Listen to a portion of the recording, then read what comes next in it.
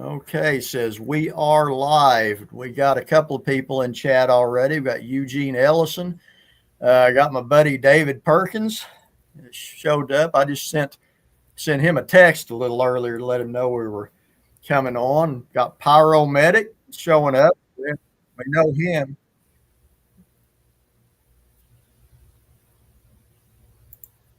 Okay, I was bleeding over into another thing there for a little bit. So we got Pyromedic, Dave Perkins, Eugene Ellison over there. Well, tonight I've got there's Cashew Gesundheit. We know her.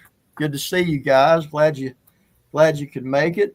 Got a couple of interesting guests tonight. Anybody that's watched my show for very long is familiar with Brian Terrell of Red Dirt Cryptid Investigations and his buddy Coleman Atchley, who I'm going to give him a little introduction because he is a field investigator for the Red Dirt Cryptid Investigations and joined that team in November of 2022. Like I said, as a field investigator, and Brian said he is the primary producer, editor, and camera guy. So good to have you with us, Coleman. We visited a little bit before we came on. Brian, he sent me a message here a couple of weeks ago asking me for a favor, and he promised it wasn't money this time. So I'm not in jail either. So. Yeah. But anyway, Brian's never asked me for money. There's nothing like that. But anyway, he was wondering if we could have a podcast this evening and talk about an upcoming project. Well, a project they've already done, but it's going to be released. When is it, Brian? The 26th. 26th of this month. Yeah. Of September. And that's a new documentary that him and his team has produced. And we're going to talk about that tonight and a few other things. But before it gets started, and I don't forget about it, I think we all ought to mention that the Bigfoot research community lost a long-time advocate of this, and somebody put a lot of work in it this week, is Dr. Jeff Meldrum, which anybody involved in this subject, if you don't know who Jeff Meldrum was, you've been living under a rock. He's whether you agree with what he thought Bigfoot may be or not, nobody can take away from the time and the effort he's put into bringing the Bigfoot subject more into the mainstream of the scientific world. And hats off to Dr. Meldrum. I never did get to meet him. A friend of mine who's a chiropractor was a friend of his, and he was brokenhearted about that. So, we're losing a lot of the old guys, so, Yeah. But anyway, that's a shame. And then moving on, some better news. The Bigfoot Museum in Tallahena is moving on to bigger and better things. Tanya and Chuck, they procured a new building in Clayton, Oklahoma. And I've not been there yet, but seen all the pictures, and it is nice. And it's big enough they can have their own Bigfoot conferences and stuff within that building. Have you been to it yet, Brian? No, but Tanya sent me a lot of pictures. I don't think she's planning on having full-size conferences there, but what she's wanting to do is to have like meetings there where, she can have like guest speakers come in and they can talk about things or teach classes and maybe have authors come in when they do book releases and, and talk about the books and stuff. And she's hoping that she's going to have something and a smaller event happen there at the actual museum, like once a month. And so she's got like a whole second story in that building, and she's setting up the top of the place to be kind of like a teaching area, where we can have classes and stuff like that. So looking forward to participating in that. And the opening, they will be open for business there in Clayton October 1. If y'all aren't familiar with Clayton, it's south of Sardis Lake. It's really not all that far from Tallahena. What is it? Maybe 15, 20 miles further west. Most, it might be 30. I don't know, but I think it's only like 20 miles at the most. I think so. She's not moving very far. Right. I wouldn't be surprised if it's actually closer to her house than Tallahena was. I mean, I may be wrong, but yeah, it's kind of in the middle from what I understand. I think it. But anyway, it's not going to be a big drive, but it's a considerably bigger building. Yeah. So yeah, it's very promising. They're excited about it. I'm excited about it. I think a lot of us are excited about it. I am. So it's right there in the middle at a main intersection, right there in town. She's going to get a lot of visibility, and she was telling me today that the people of Clayton are just really reaching out and expressing their gratitude for having her there, and there's just a bunch of kind stuff being said about her in the museum going around on the local Facebook page there, and she's very, very happy and overwhelmed with the support that Clayton is giving her. Well, it's a unique place, so I did recommend anyone that hasn't been there to make some time, go there and hang out. Her and Chuck are very very nice folks. They're very welcoming, and shoot, I've done, I think, 3 book signings there, whatever. And Brian, you've done several things there, haven't you already? Yeah, I did a lecture there about cryptozoology in Oklahoma, and I've done what I can to help with certain projects, and I plan on teaching a few classes going forward.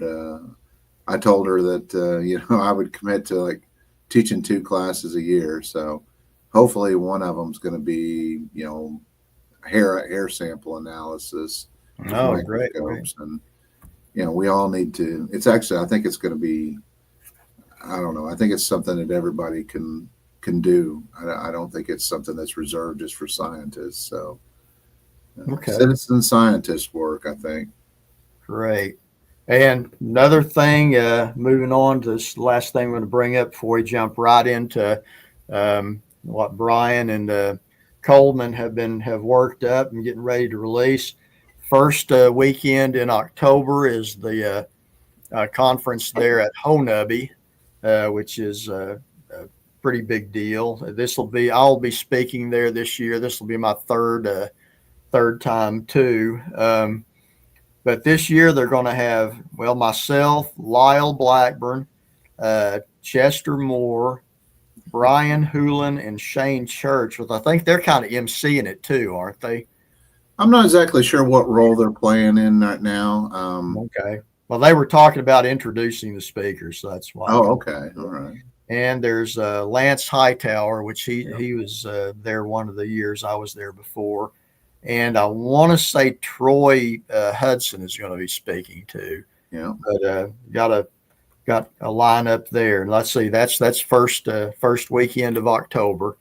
Mm-hmm. So if you're around, stop by, say hi. I love to visit with people, and it's a neat place to go. So and thank you. You might be able to get a new copy of his latest book. So, yeah. Don't forget while you're there. Now, if you're lucky, you'll get a signed, autographed version like I got. So. Yeah, I even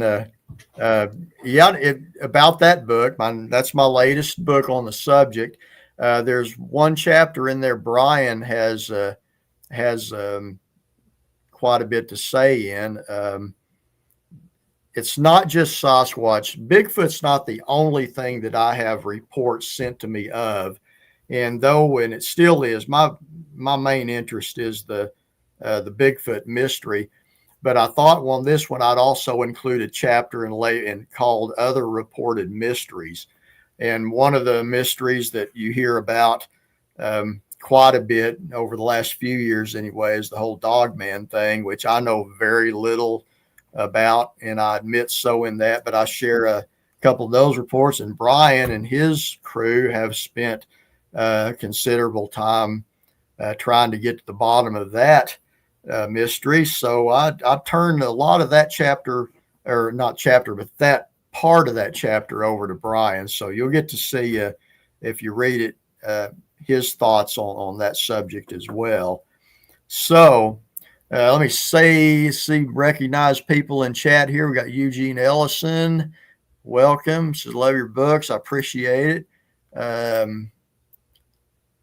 CQ Pate, greetings from Fort Worth. Welcome. Okay. And our old friend, Pyromedic. Cashew Gesundheit there. She's saying hi to Pyromedic. Yeah. Friend down, I believe, Texas and all, Keith McDonald. He communicates with me quite a bit. So there's Pyro. He's our old buddy there, and buddy David Perkins. So glad you guys can make it. Now, I try to get to any questions anyone has. So if you have a question for Coleman, Brian, or myself, just put it in. If you don't mind, put the questions in caps, and I'll be sure and see it. So moving right on, Brian, tell me about this new project that is about to be ready for us to watch. Well, so we started out wanting to do more long-term work, and for those of you that watch our regular YouTube channel, you might have noticed that a lot of our expedition videos have kind of disappeared off there. We were doing, one like every other month or so, where we would actually take people out. And we decided that we wanted to do something a little bit longer format. And so Coleman here, he is a lot better at editing than I am. I'm really good at putting out, material fairly quick. But Coleman is more of the finesse kind of guy when it comes to editing. And as a matter of fact, he obsesses over it a little bit too much, because his professionalism is so much above my grade. And he's done work on other projects before, like he did a documentary, 3 years ago, I think, called Alone. And it was basically a documentary about him and two of his buddies that were just getting into the whole Bigfoot genre thing. And it was actually, really well done.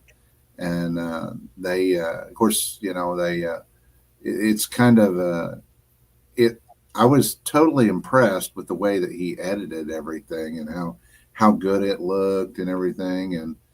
And so I was just like, man, I'm just going to kind of turn this over to Coleman, He's got the better camera equipment. Me, a lot of the stuff that I do is just on my phone, and so I just decided, let's just see what happens. Let's go this direction.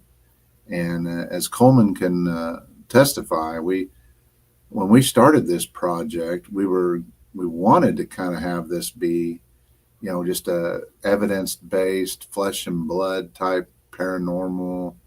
No paranormal really in it. It was just going to be about us and the work we do and the field work that we do, and the evidence that we find. And it kind of changed on us, didn't it, Coleman? So why don't you talk about some of the stuff that actually happened whenever we were out there? Yeah. So like Brian was saying, the main direction we kind of had with the documentary when we first agreed that, hey, let's go ahead and do this and pursue it, like Brian was saying, was just to make a good Oklahoma Bigfoot documentary. Just show the research that the team does, how we do things, and just collect as much evidence as we can, show our expeditions. And that's really that, just kind of showcase Red Dirt and, and all the members of the team. And like I said, just research methods, stuff like that. And that was it. There was no intention of what we ended up getting. And we went to one of the locations that I'll highlight was Brown Springs. And for anyone who knows anything about Brown Springs, it's right on the Oklahoma-Texas border. I think the town, Brian, correct me wrong, is Thackerville, I believe, is the nearby town there. Yeah.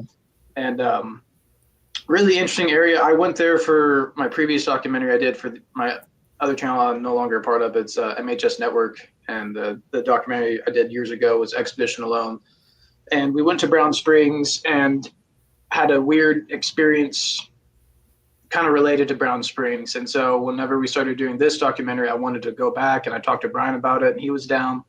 And so we went there. And long story short, there's an old cemetery there in the area, and very old, very, very, very old. And there's been cryptid stuff reported there. Brown Springs is interesting because it's you could say it's kind of like a Skinwalker Ranch type situation where you have multiple different kind of phenomena going on in one location.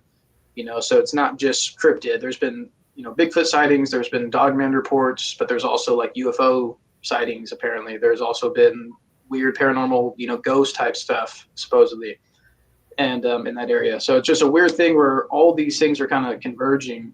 And so we went there and thought maybe we kind of sorry, I saw a comment there. The actual Brown Springs is creepy, but they fixed up the springs comment. Yeah, the area is definitely creepy for sure. It's got a weird. If you've ever been there, it's got a creepy history to it. Apparently, stuff with like the Dallas mob back in the day. Just a bunch of sketchy stuff. So, but we went there. We filmed. We didn't have.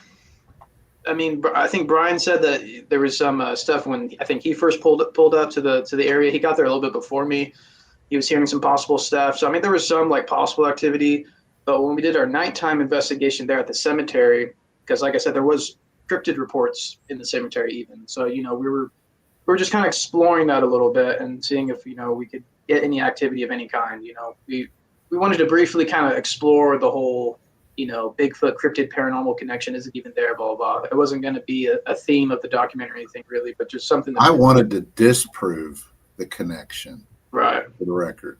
Right. So that was my goal. Yeah. And Brian and I, it's kind of interesting.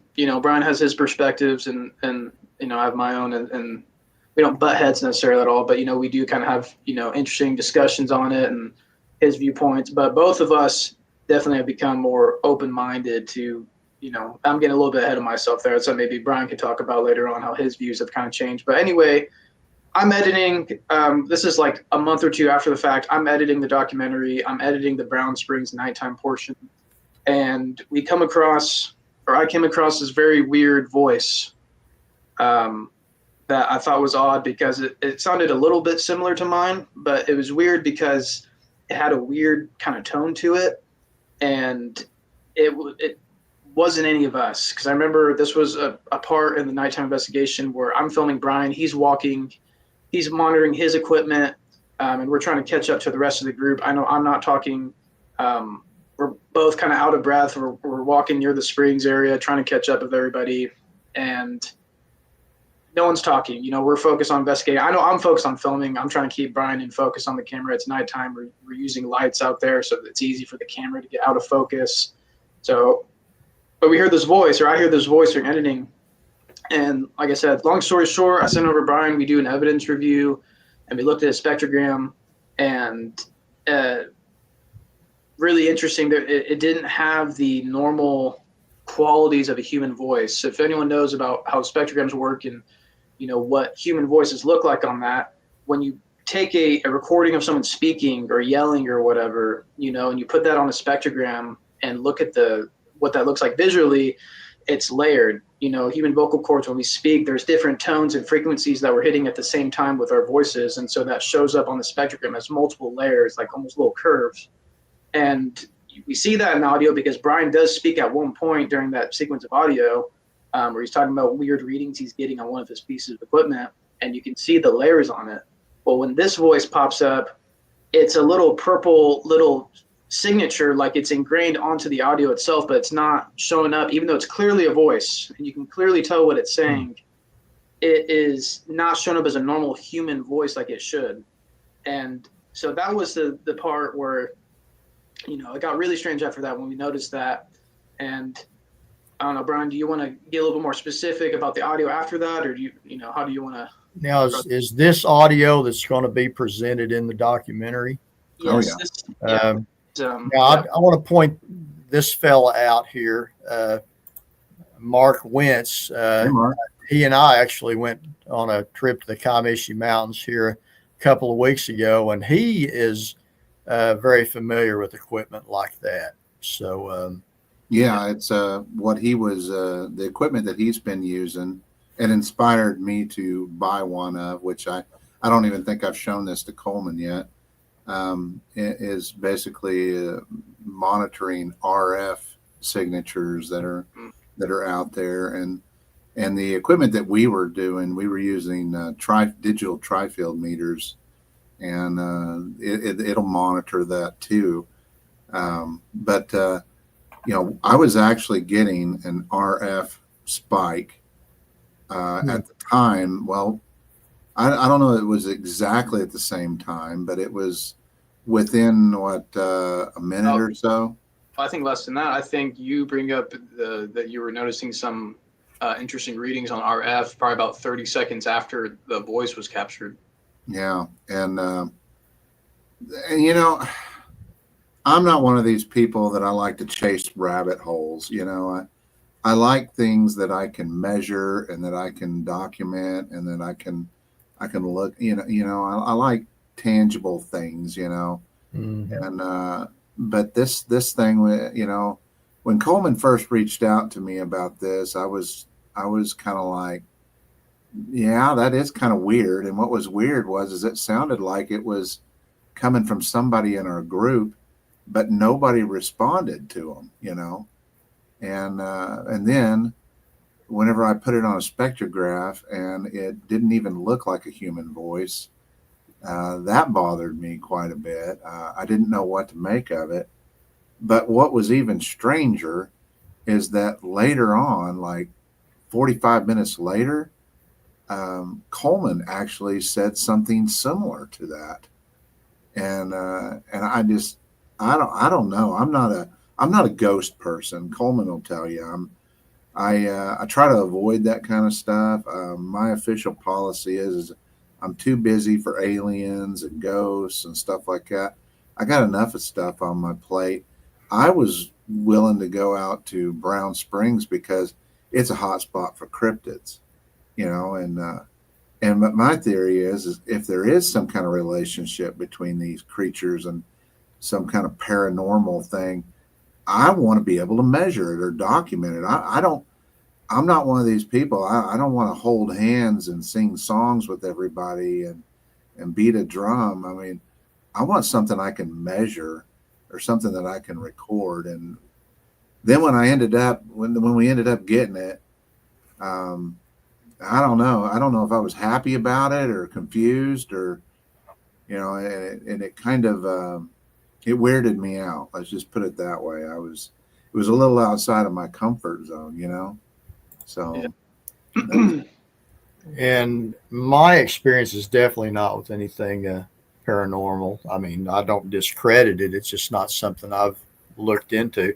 But it sounds like if I'm just sitting here listening to you guys, you went down there thinking along the lines of Bigfoot and might have inadvertently recorded some spiritual thing. Is that something like that? I don't think it was Sasquatch or any type of cryptid. Yeah, it sounds like something totally different. But yeah, Mark says, thanks for the intro. My previous anomalous experiences over the years show, and again, this is I think this is the thing that he uses that you were inspired to get one of 1.73 and 1.77 gigahertz correlated radio frequency symbols. Mm-hmm.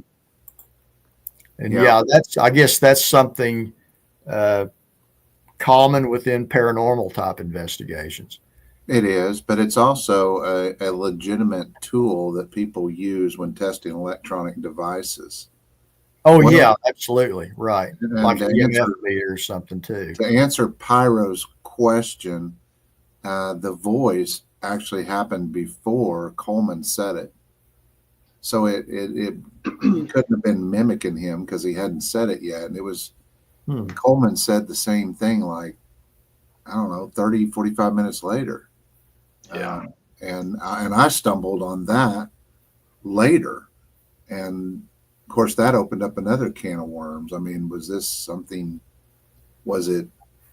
that attached itself to Coleman or what? And I mean, how is it that Coleman literally said the exact same thing? I don't know. It was way outside of my comfort zone. It messed with my head. And, now we did have actual physical activity whenever I first arrived at the campsite there at Brown Springs. I no sooner got out of my vehicle and something threw a rock from the woods, and it actually landed and hit a tree right at the edge of the campsite. And that night we were hearing all this grunting and audio stuff coming from the tree lines that surrounded our campsite.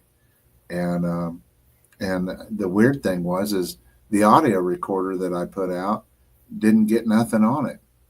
It had nothing on it at all. And I was extremely upset about that, because anybody that's ever done any research at Brown Springs knows it's hard to get audio out there because I-35 is so close, and it just makes for a real terrible environment to try to collect Sasquatch or cryptid audio. And I was thinking to myself, it's like, well, this stuff is close enough. We're going to be able to hear these vocalizations over the I-35 noise. And but I didn't get anything.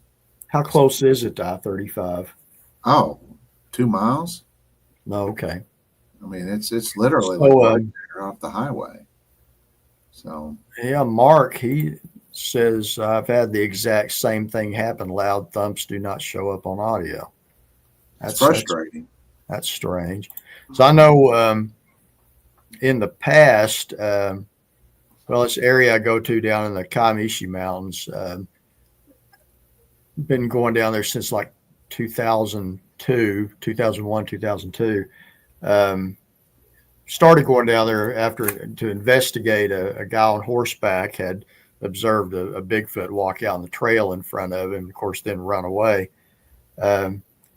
Early in the day, me and my friend Brian Baker, the first night we camped down there, something threw a large rock, probably about 30 pounds, I'm guessing, against a tree outside of our camp. We was, of course, that was definitely got our attention. I don't think we went back to sleep that night. And since then, I've had smaller rocks like pebbles and stuff.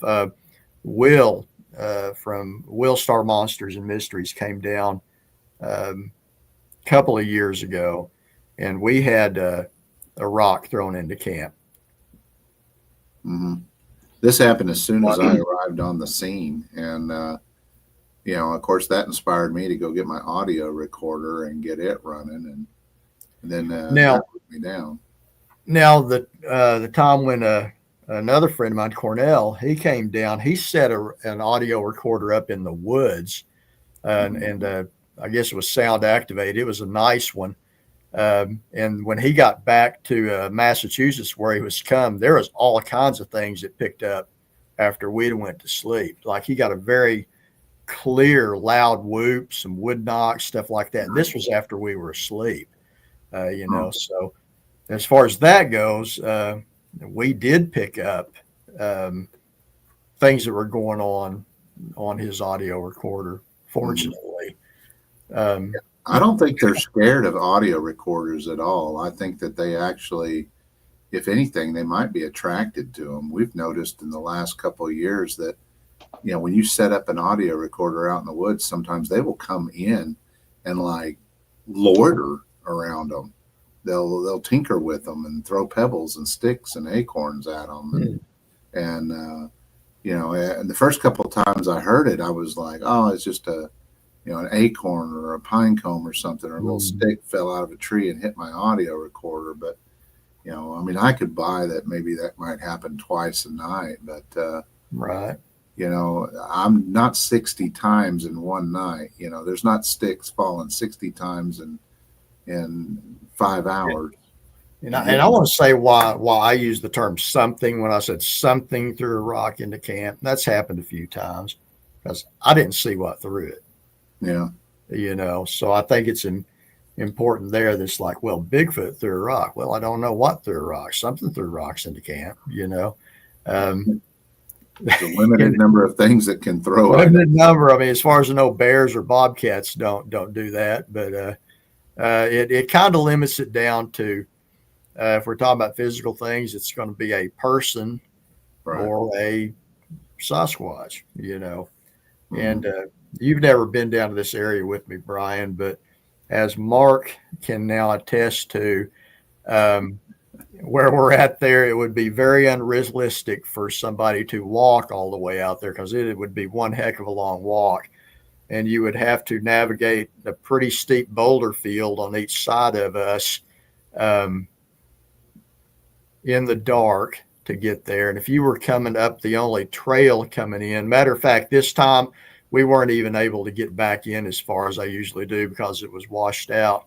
But you hear anything, as Mark can tell you here, even on the good part, you'll hear anybody approaching from a very long ways away in any kind of vehicle. So it does kind of narrow it down to that.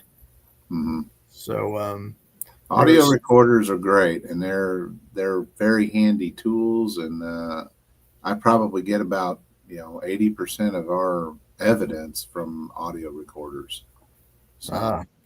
Just want to shout out to Andy here. I tell you, Andy Babb has been following my channel on YouTube since day one and has been a very consistent, loyal follower of the channel. And I appreciate his support. I appreciate everybody's support, but I think he's probably one of the longest supporter of the channel since there. We got Cashew, we got Johnny Half showing up. We got Crystal. See if I'm left. I try to acknowledge everybody. Crystal said something too. She said, Brown Springs is pretty spooky. I've camped out there with Tex and Gary. We actually, Tex is featured in the documentary as well.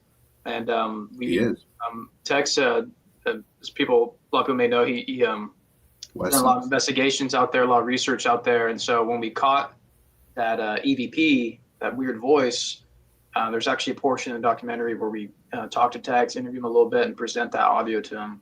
And just to get his thoughts. So I figured I'd throw that in there. I saw that comment. So Crystal then, I take it. I do not. No, I saw a comment saying that she's camped out there with Tex and Gary. Okay.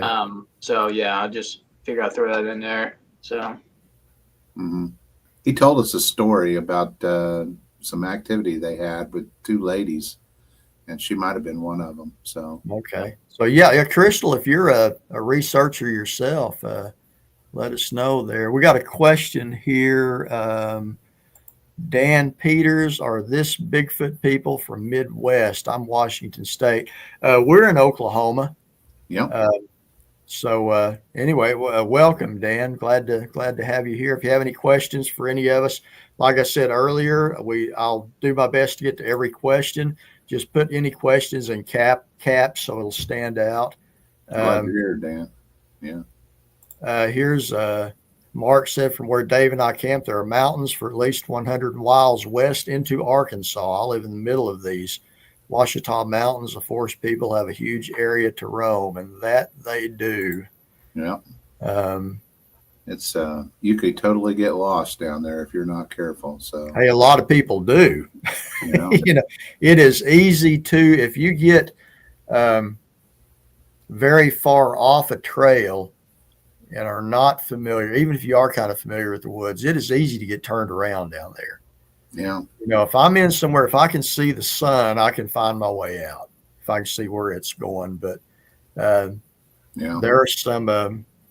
It's easy to get turned around, and one direction is not where you think it ought to be.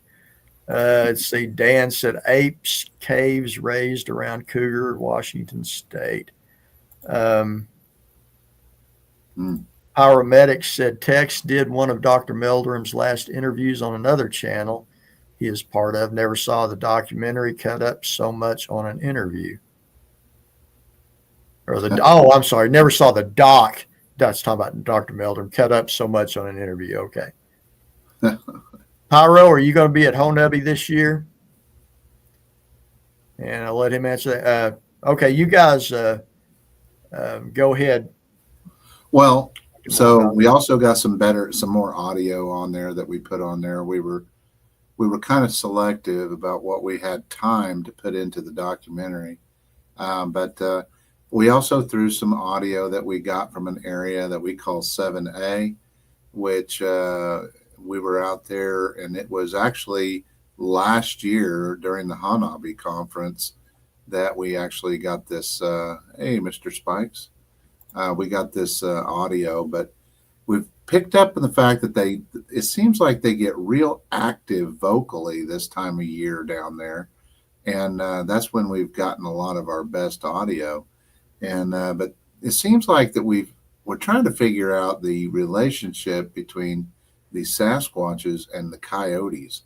You know, it seems like they're sounding off at the same times, and so we put an audio clip in there that is basically, it's kind of a Sasquatch answering some coyote vocalizations. It starts out with some coyote vocalizations, but then this big booming voice comes in and starts screaming, and it was really close to our campsite. It actually kind of got me and the guys kind of wound up. You know, we were super excited, and but you can see on the spectrograph this, and it got us to thinking. You know, are they using coyote vocalizations to mask their? Hey, Tanya, we've been advertising for you, Tanya.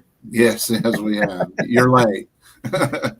And but you know, are they using the coyote vocalizations to mask their vocalizations because they know that we're listening for that kind of stuff? There's a lot of guys that go out and they call blast, you know, like the Ohio call and stuff like that out into the woods. So I think they know that we're actually listening for that kind of stuff.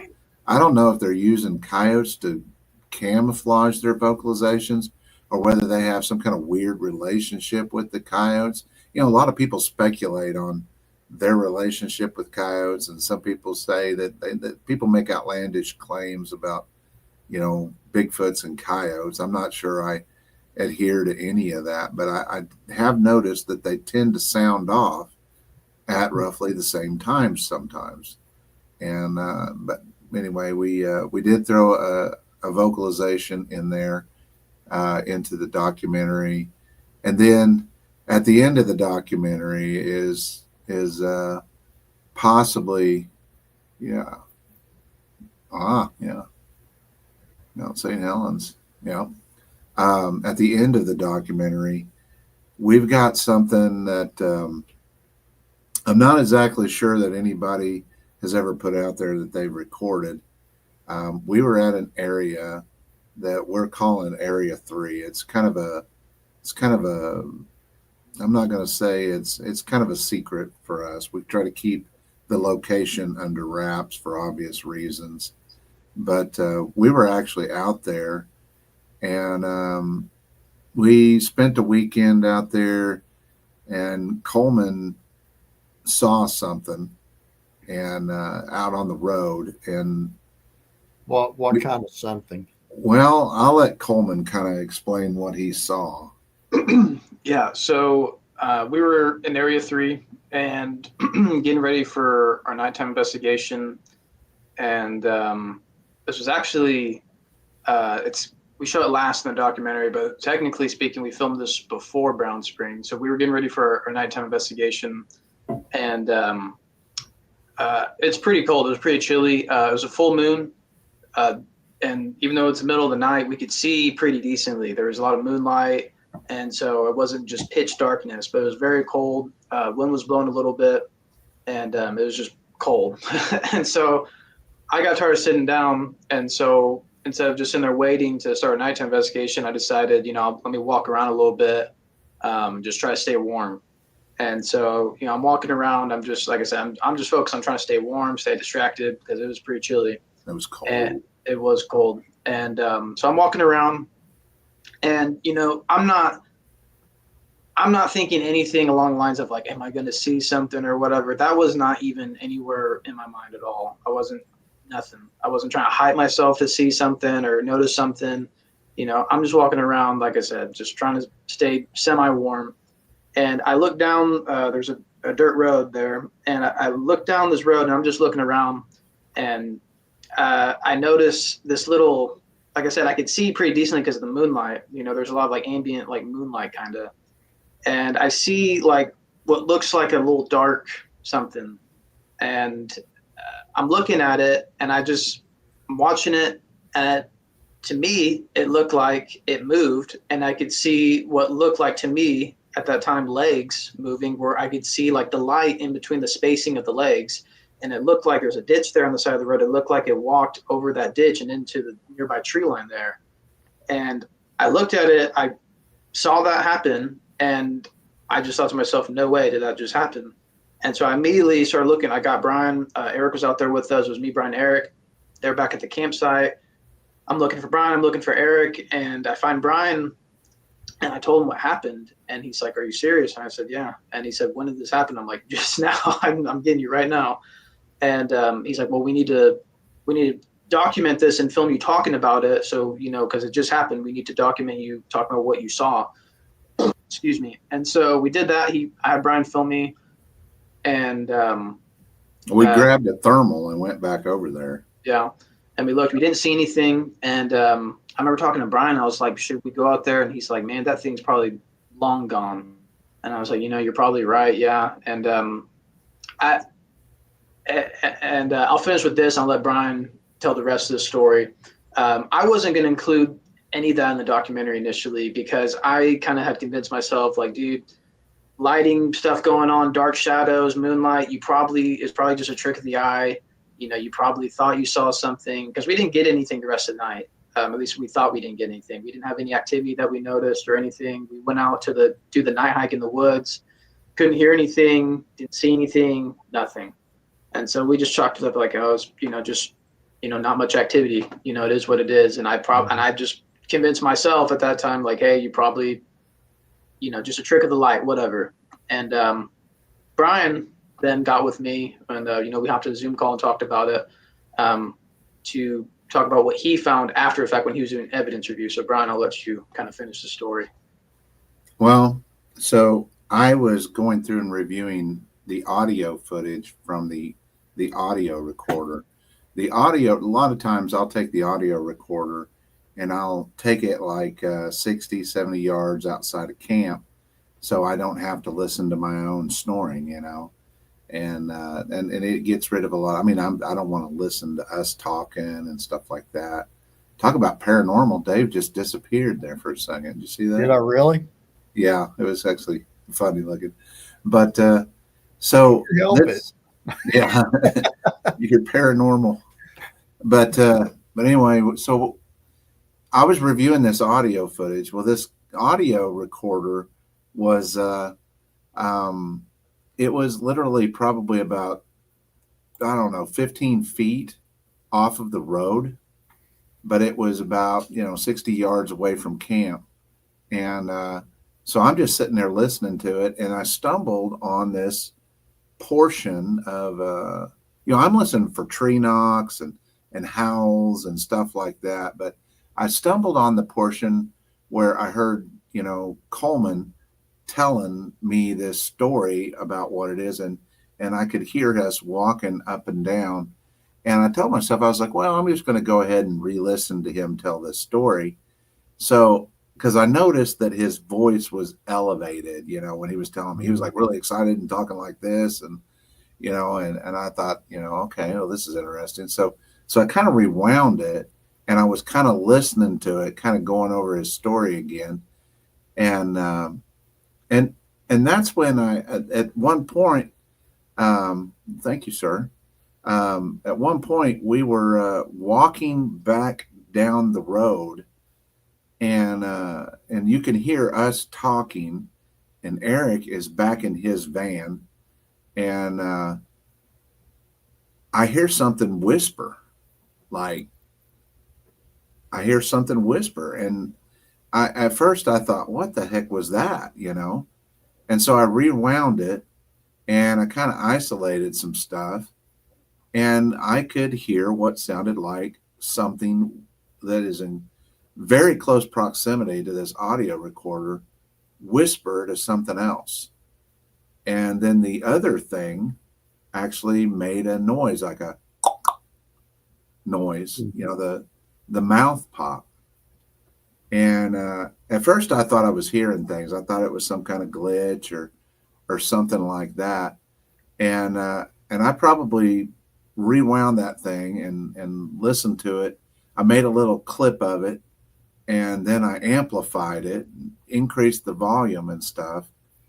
And I think, well, I'm fairly confident that we actually got audio footage of a Sasquatch whispering to another Sasquatch.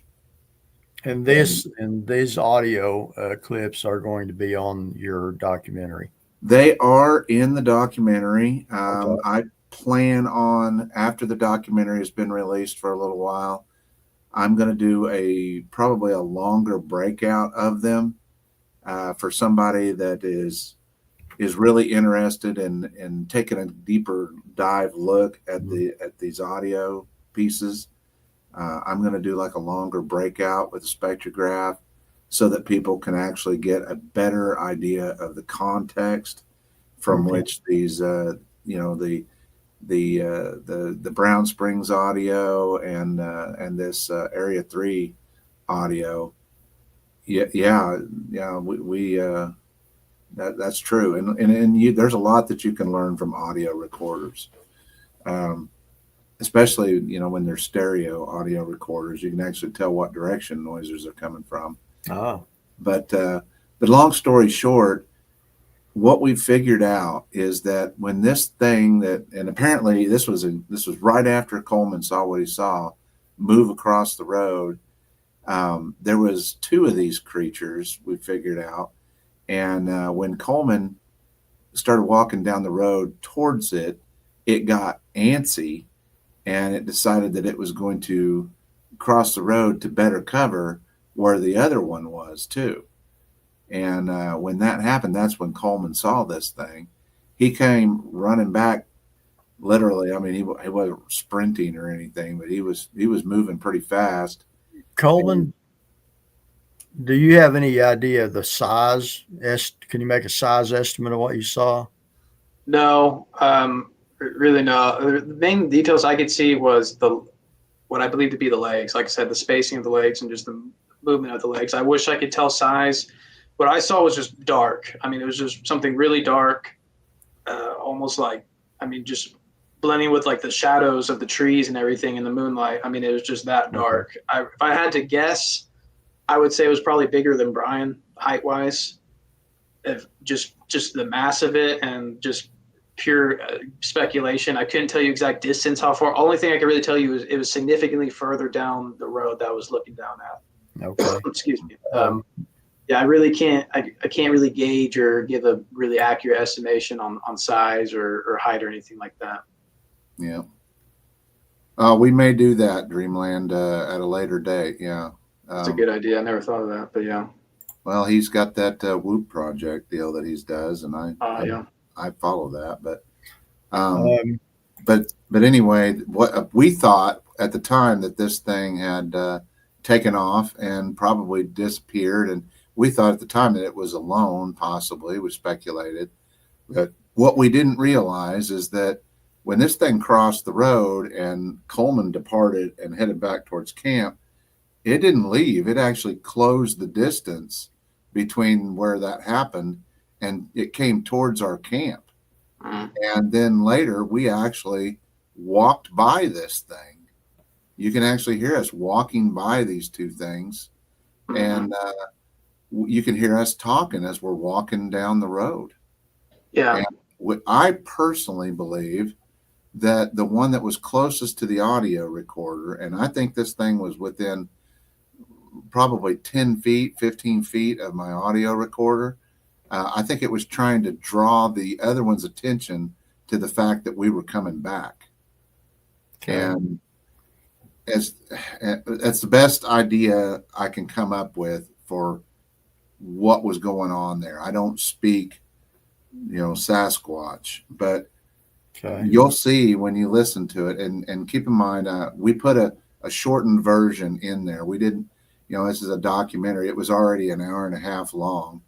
And, we were not wanting to, put something out there that was going to be so long that nobody was going to want to watch it. Right. But, I mean, to the best of my knowledge, this may be the first whispers. Again, it's kind of like your location that you took Mark to. There is no way, and I've played devil's advocate in my head like 100 times more on this. There was no way this was a person that snuck into camp. We had stuff laying out.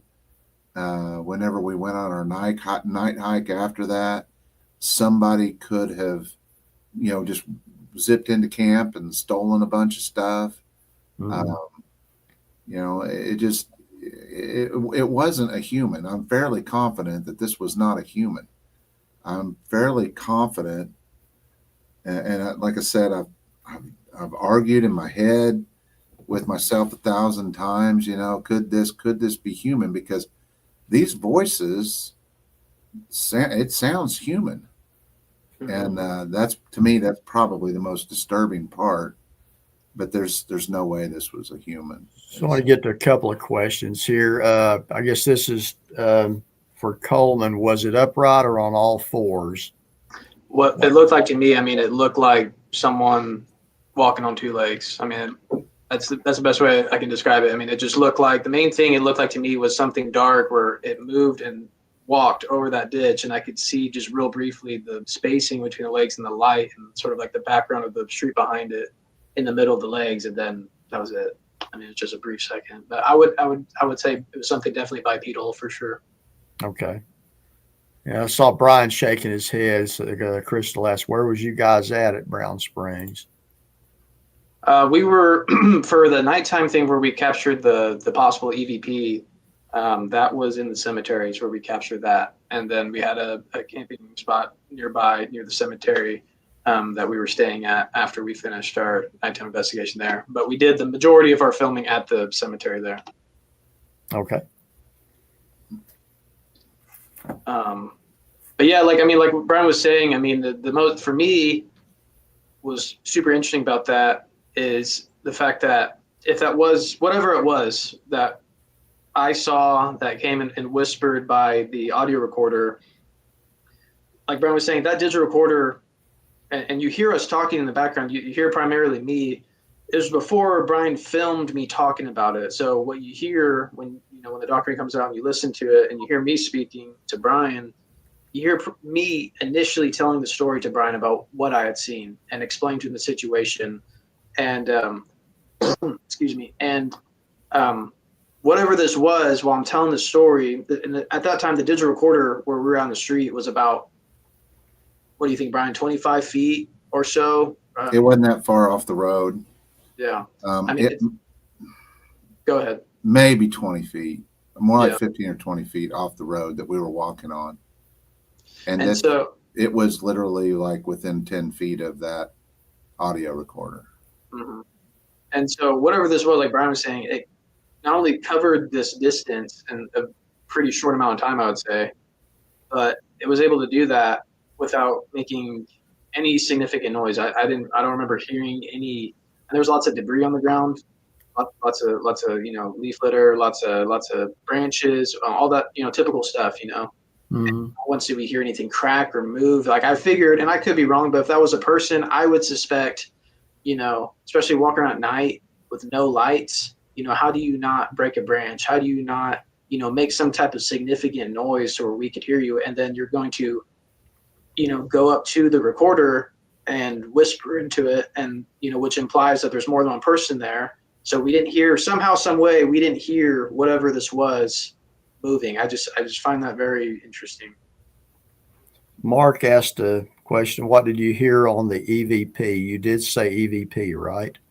Yes. So what we heard, so the phrase that we heard, that we concluded it was saying, it said, say this place is haunted. That's it. That's what the EVP says when you listen to it.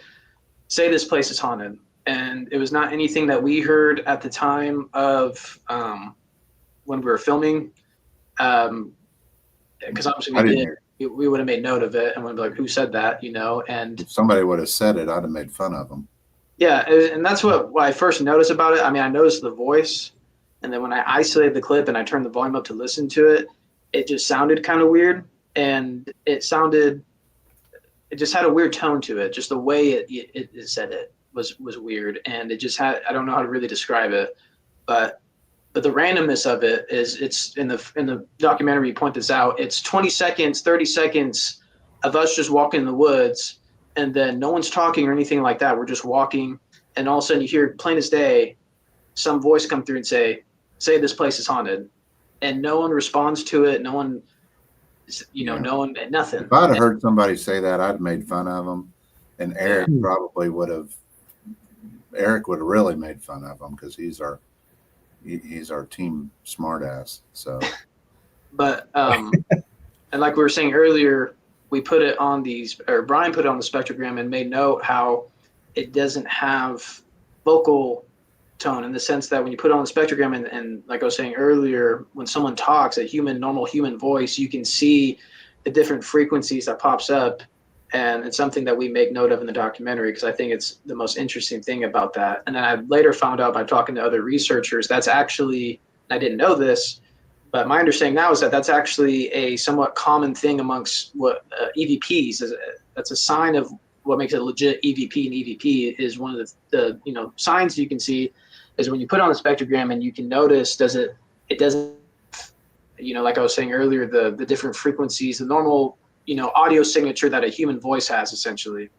And so it was really interesting. And then obviously what cemented the deal was when Brian contacted me and pointed out the fact that, and this is something that we showed Tex as well in the documentary when we interviewed him and showed him the audio and got his thoughts, about 45 minutes, an hour after the fact. Now, keep in mind, we didn't know that we had captured this EVP. And we went up to the cemetery, and we had a different recorder that we were trying to use. And Brian captured on his recorder, I believe he had on his rig, if I remember correctly. Yeah. From that moment, unfortunately, we don't have footage from it, but he has the audio of it where I'm talking and I say the phrase, a lot of people say this place is haunted. And that to me was very odd, because it's like, what are the odds that we captured this EVP, this really weird voice that comes through out of nowhere, and then an hour or so, 45 minutes to an hour after the fact, we're up, and then I regurgitate the phrase. And so I could speculate as to why that happened. I don't know. And I brought up to Tex and asked him, do you think that's he has a lot of experience with research in that area. He does paranormal research in the area. But is that like a subliminal thing or something? Is it, I don't know. It's just pure speculation. I can't prove it, but it's just something weird. It was something very, very odd. And that's really when things, when we started noticing the weird turns this project was kind of taking with our research, was the weird, like I said, EVP stuff, and then whispers by the digital recorder and figures moving and somehow not making any noise, which I don't even see how that's possible, of movement. We had another incident where we filmed an interview for the documentary, and it's not included, unfortunately, because we just couldn't really fit it in. But it'll be on the next one. It will be on the next one for sure. But we had a strange growl incident. I don't know if Brian wants to. I don't know if you want to talk about that or not. And that actually kind of rattled me. I was in my flesh and blood zone, and we were down by Idabel, and we went down there to interview a guy that had a Bigfoot encounter, and we went down there, and he was going to show us this footprint place. We were actually done with the interview. I was just kind of. It was just an interview, it wasn't supposed to be an expedition. We were just driving down there. I got a hotel. We were staying in a hotel, man, and we were just going to go down there and interview this guy. And we were done with the interview, and he's like, hey, you want me to show you where we found this footprint? And I was like, sure, let's go. So we walked down this road, but there was 5 of us. There were 5 people there. It was Coleman and I and our camera guy and the 2 eyewitnesses. And on our way back to the vehicles, something growled at us like I've never heard anything like it. I mean, it was big, it was deep, and it was close. It was like right in front of us. And but we couldn't see anything. And it rattled me. This thing, yeah, and of course it shocked all 5 of us. All 5 of us heard it. That is probably the first time I've had my hand on my pistol in a long time. I normally don't put my hand on my pistol, but I had my hand on my pistol because I thought we was fixing to get got. And Get got? Oh yeah, I was not ready for it, but we're probably going to delve into that a little bit better on the next documentary that we do. Yeah. But this was all like within a year's time frame that we're having all this really high strangeness stuff happen. I mean, a year ago, I was in this nice, comfortable flesh and blood, no paranormal zone. I bought some ghost hunting equipment to disprove that there was any kind of relationship between Bigfoot activity or cryptid activity and the paranormal world. That was kind of my goal, and I guess I'm eating crow. Yeah. Mark had a question for you guys here, if you can read it there. So that's an interesting question. I do not know for sure if other researchers are doing that. I would be really interested if anyone is doing that. I would be interested to talk with them and pick their brain and see. That's what I've been doing. I've been talking to, like I said, I talked to a well-known paranormal researcher here just recently about the audio signature that I was explaining earlier on the spectrogram with the Brown Springs EVP, with the lack of vocal tone or whatever, not vocal tone, but the different frequencies or signature. And he explained to me, that is a common signature that we see with EVPs is what you just described. So I'm not familiar if any people are doing that. Like I said, if anyone knows anybody that is doing that with field research, that's kind of on my end when it comes to what I'm kind of working on with the group.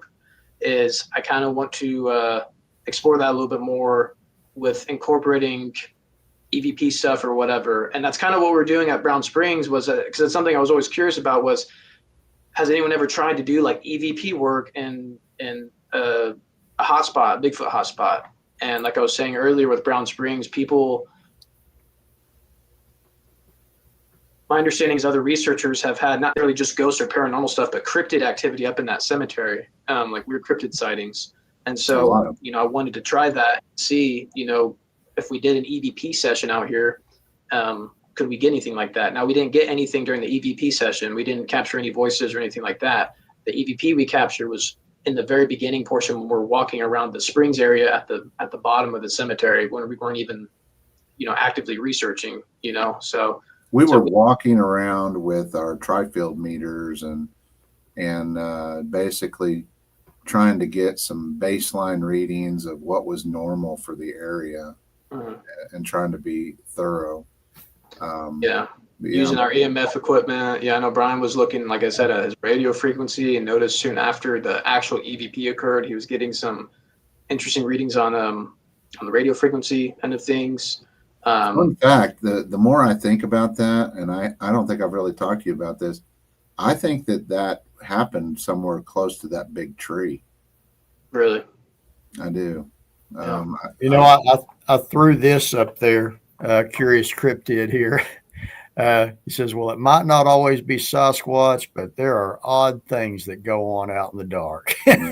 And well, whatever opinions different people have on this subject matter, I think we can all agree on that one. I would be a lot happier if it was just Bigfoot. That's my. I would. I'd prefer it. It would be simpler. I personally love it that we've still got mysteries. Yeah, that's true. And that's the thing we're trying to explore. I don't, and David, I'm with you on this. I don't know what it is. I think there is something more to them. I don't know what that is. I don't try to go that route of giving a full explanation. I don't know. I know there's a lot of different theories out there. I don't know, but I do think there's something more. I think it's possible too. And, I've talked to Jason and Tex on this, and, I like kind of what they sort of speculate a little bit, is, there could be other things going on, and I don't know why, but it does seem like at some places like Brown Springs, and I'm sure other locations where different things merge, it's not just Bigfoot, it's not just, but it's, multiple cryptid stuff, it's paranormal stuff, the strange light phenomena, I've heard so many, even flesh and blood researchers talk about that, of seeing the lights, and it's like, well, what is that, and why is it happening in these Bigfoot hotspot locations? To me, it's, if they're not directly connected, to me, what I would speculate, and I could be wrong, but what I would speculate is that there's something, for some reason, drawing all this different activity there, whatever that may be. I don't know why or what that would be, but I don't know. Some of the things are the perspective of the person witnessing to. And I've used this before. The first year I talked at Honubby, you hear people talk about seeing orbs of light, things, and I'm assuming that's kind of what you're talking about. And again, this is where perception comes in. And I witnessed this myself. The cabin that they had the speakers in that year, it was me, Shelley Covington, and Pete Buffalo Head were in the cabin. And me and Pete were outside. And Pete, Native American, he's from up northern part of the state. And we were standing outside talking. It was dark, and looked down, and there's these like 3 little orbs of light there at the edge of the woods. We're both seeing the same thing, right? It's been a very dry summer, and I'm sitting here going like, wow, that is a really neat atmospheric phenomenon, probably involving something to do with static electricity, whatever. I want to go closer to see if I can get a closer look. And I start walking, and Pete's taller than Brian. Pete's a big guy, you know, and he walks, and very, very nice guy. And we start walking, and Pete stops, and he goes, don't go any closer to those, David. And I'm like, why? He said, because those are the little people. He said, those will lead you off into the woods and get you lost. Of course, I went toward them anyway, and they just kind of blinked out as I got closer. But again, I use that to bring up a lot of, perception is a very real thing, because one of us might be right about what they were. We might both be wrong as to what they were.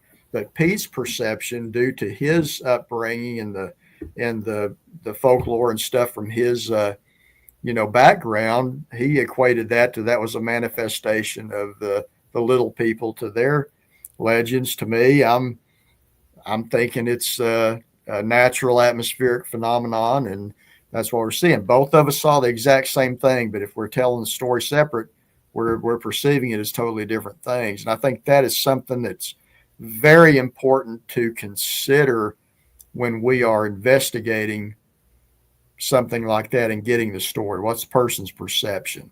Right. That's a very real thing. It is an excellent point for sure. Yeah.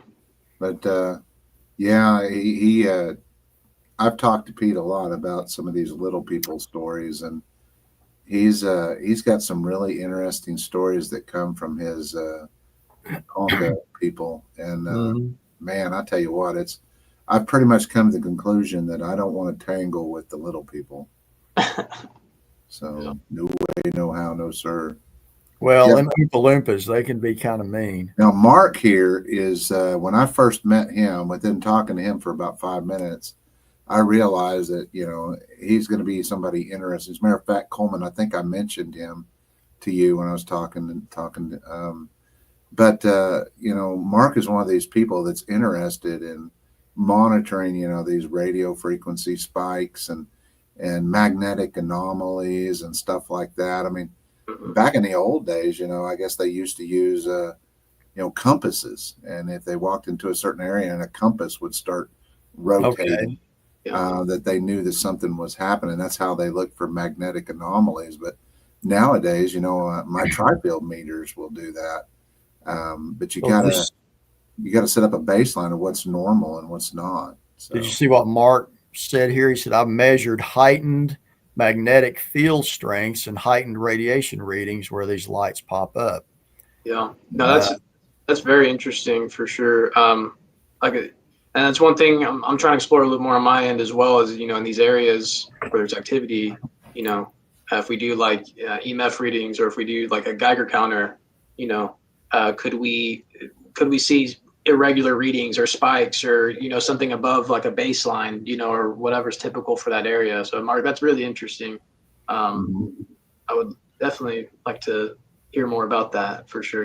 Eric carries a Geiger counter on his person when we're out in the field too. I don't think there's any question that there's weird phenomena like what you're talking about there too. And there's also the question with the Sasquatch. What I'm hearing is you guys are trying to find out if there's any connection between the two. Right. Yeah, it's just to research it, because it's just people have these weird encounters out there, and there's a lot of just mystery as to if it's connected, if it's not. I don't know if it's connected. Like I said, it may be totally separate things. Dave, I liked what something I never considered, but if it's an atmospheric kind of natural lights, and that's something we need to look at. And maybe depending on the circumstances, it could be either or. It doesn't have to be one thing. I think some of the things that people see are absolutely atmospheric and something natural like that. Then on another occasion, it may be something different altogether. Yeah, absolutely. Yeah, it's not a dichotomy. It definitely could be, just given the situation, it could be one thing. It could be something unexplained. But what I would like to do research wise is just to see if there could be a connection. To see if we take some of these tools that's usually considered paranormal, or just exclusively paranormal, out in the field, could we get interesting readings on some of our equipment? And how interesting would it be if we could even correlate that to, let's say, when we start getting activity, if we, let's say hypothetically, if we had activity at campsite with rocks being thrown, would it be interesting to know, okay, at this exact time where we caught this vocalization, or this happened, or whatever, we had an EMF spike, or we had an interesting reading on the Geiger counter. Like, these are things research wise where we don't have to necessarily just shrug our shoulders at. We can actually document some of this stuff and at least get some type of data. And that is very useful. If you've got something that you actually have a reading, whatever it may be, okay, whether it's paranormal as in spirits, ghosts, aliens, whatever, or Bigfoot, if you got something that you have a measurable thing, you're saying like, well, we may not know what it is, but we know it is. Right. It's there, and definitely. And I got a question for David Perkins here. He says, they also say if you hear a drum in the woods, not to follow because it's the little people. My question, David, is if you do follow them, what does the legends say will happen to the person? They'll make you forget. Well, I've heard that. They can do a lot of things to you. So, but most of the time, it's not all of it is benevolent, from what I've been told. So, but I'm no expert on the little people. I'm more of a novice. It is interesting, though. Tanya is allowing me to display one of the main experiences that will show time anomalies, energy experiences, and very weird objects appearing and disappearing. I'm now working on this display. Yeah, cool. And so it's like, with people are probably going to be coming to the conclusion, it's like, well, what good is this information? And the only reason that I'm entertaining this kind of stuff and this whole paranormal thing that we've done, this all kind of got spurred out of some debates that I've had with Coleman around the campfire, and about whether or not any of this stuff is connected. But here's the point, and the reason why I went ahead and purchased the equipment and started looking into this at a deeper level is because if we can figure out, say for instance, that spikes in radio frequency or something like that, is proof of their presence or something like that, maybe we could just start walking through the woods and keep walking until we come upon these particular set of readings that we start to associate with this, and maybe when we start getting readings like that, you just sit down and wait, see what happens. We're not the only ones doing this research. I know, they're doing stuff like this on the Skinwalker Ranch. I know that there's some Chris Reinhardt and his group. I can't remember what they call themselves. They're doing research with this kind of stuff at the Green Swamp in Florida. And they're coming up with stuff, and I'm not sure how much of the Skinwalker Ranch stuff is for television or not.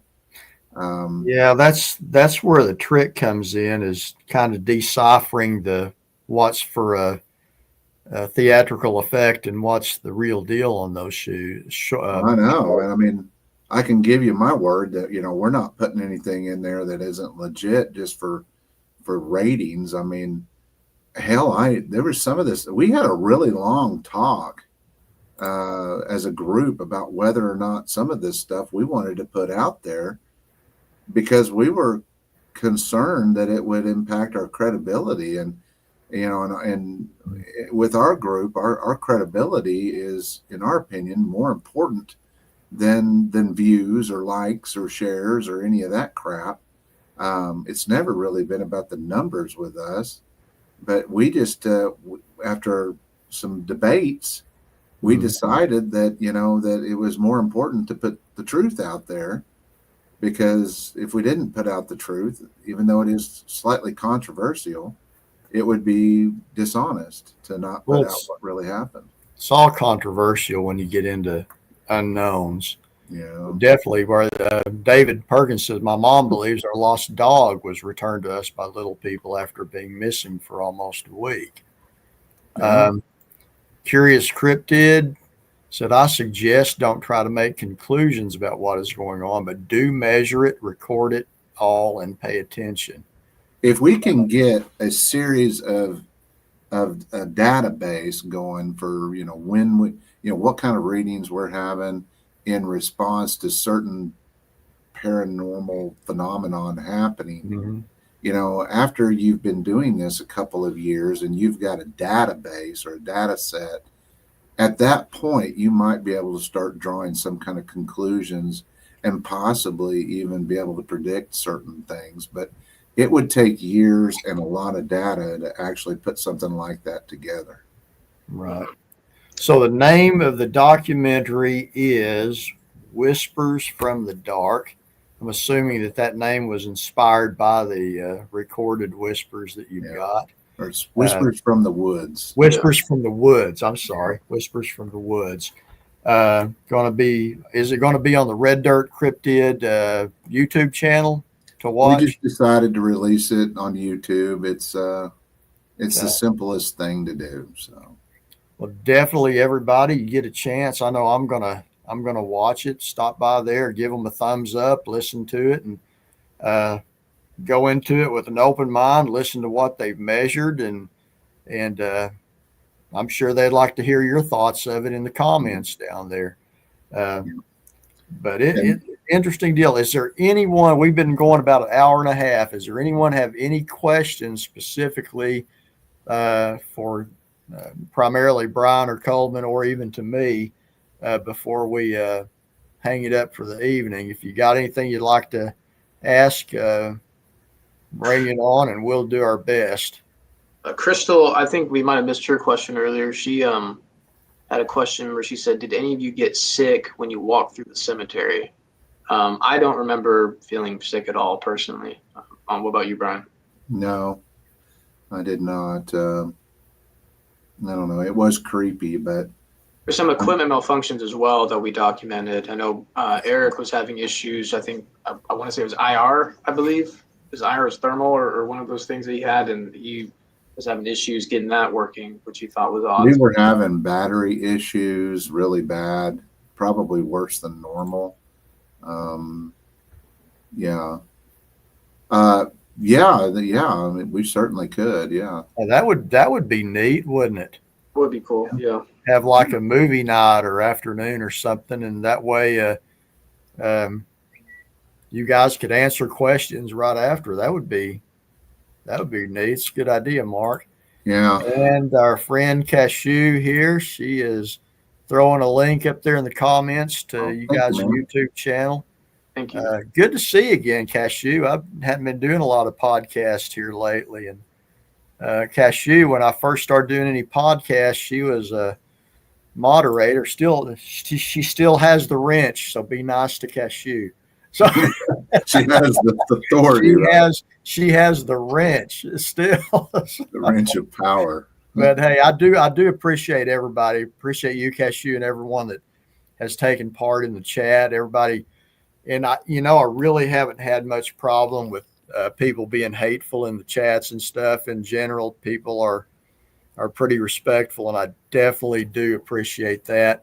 And I know, especially when we, because when you get into these mystery subjects like Bigfoot, paranormal, ghosts, and all that, some tend to divide into specific camps that you don't color outside of the lines where you're talking about stuff. And I've noticed on some shows that if you're talking to Bigfoot people and they start mentioning anything about the paranormal, that's starts to raise the ire of some folks. If you could put it that's probably putting it mildly. I used to be one of them. Yeah. I'm that guy to Brian, but that's because he's my friend, and it's in our contract. We have to give each other a hard time. Yeah. But anyway, I used to roll my eyes at some of this stuff, and but now I guess I'm the one wearing the tinfoil hat. I don't know. Does that help? Well, it hasn't helped so far. I don't know, but now it's I noticed too that Gary Spikes he mentioned something earlier about a different location out there. Gary, I actually tried to reach out to you not terribly long ago about another related matter, and I tried looking you up on Facebook, and it wouldn't let me add you as a friend, and it wouldn't let me message you. But I would like to get a hold of you and talk to you about that. So, right. But I mean, it's all interesting. I love a good mystery, and I think the main reason I like Bigfoot is I'm a outdoors guy, and that's a really neat outdoor mystery. And for sure, I've enjoyed it. Curious Cryptid says more important to try to figure out what is really going on than to try to prove it is something specific. But again, it's interesting. I enjoy it. Again, I appreciate everyone for taking part in the chat, and we'll have to do it again sometime. Sure. Absolutely. Brian, it's my name. Gary Spike Sr. Brian, it's my name without the SR. I'll look again. Okay. All right. Well, guys, thanks for coming on tonight. I think it's been a pretty good show. We've had a pretty decent turnout and all that. And again, thanks everybody for taking part in the chat. Remember, events coming up, Honubby first weekend of October. If you're coming to that, stop by and say hi. I know, Brian, you're going to be there, right? Yeah, we're I don't know how long. We're going to be conducting some research out in the field too. So we probably are going to pop in and rattle your cage a little bit and go around and shake some babies and kiss some hands, and we're probably going to get back to work. Don't shake babies, Brian. Coleman, you coming to Honubba? You trying to?